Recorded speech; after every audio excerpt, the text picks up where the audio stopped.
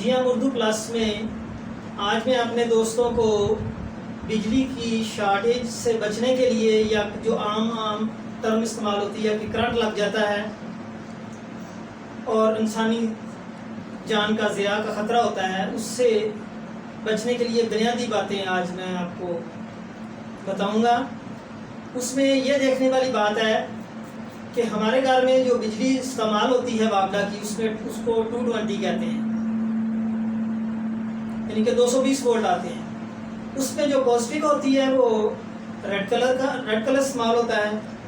اور جو نیگیٹو ہوتی ہے وہ بلیک کلر استعمال ہوتا ہے۔ اب اگر ہماری تمام گھر میں استعمال ہونے والی اشیاء، الیکٹرک ڈیوائسز جتنی ہیں، ان کو اگر ہم نے ارتھ کیا ہو تو پھر اس سے انسانی جان کو کم خطرہ ہوتا ہے۔ کرنٹ کیسے لگتا ہے؟ اب جب ہماری کوئی بھی الیکٹرک کی چیز کو پازیٹیو اس کی باڈی میں آ جاتا ہے، یعنی عام اس میں کہتے ہیں کہ شارٹ ہو جاتی ہے وہ چیز، تو اگر ہمارے پاؤں ننگے ہیں تو ہم فل ارتھ ہیں، کیونکہ زمین کے اندر ارتھ کا سسٹم ہے۔ وہ ارتھ جو ہماری نیگیٹو کہلاتی ہے، اور جب پازیٹیو کو ہم ہاتھ لگاتے ہیں اور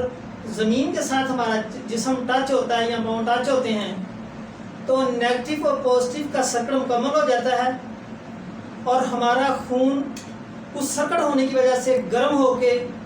گاڑھا ہو جاتا ہے، جس سے دماغ اور دل معاف ہو جاتا ہے اور انسانی زندگی کو انتہائی خطرے تک پہنچ جاتی ہے۔ اب دیکھنا ہم نے یہ ہے کہ اگر تو ہم نے اپنی الیکٹرک کی اشیاء کو ارتھ کیا ہے، تو اگر آپ کو کرنٹ لگا ہے تو وہ جھٹکا دے کے آپ کو چھوڑ دے گا، اس میں 99% یہ چانس ہوتے ہیں کہ زندگی بچ جاتی ہے۔ اور اگر آپ نے ارتھ نہیں کیا تو وہ سرکٹ مکمل ہو گیا اور انسان کی جان کو خطرہ ہو جاتا ہے 100%۔ یا اللہ تعالیٰ کا فضل و خاص تو وہ بچنے کا امکان ہوتا ہے، لیکن دنیاوی لحاظ سے اس میں کوئی بھی چانسز نہیں ہوتے۔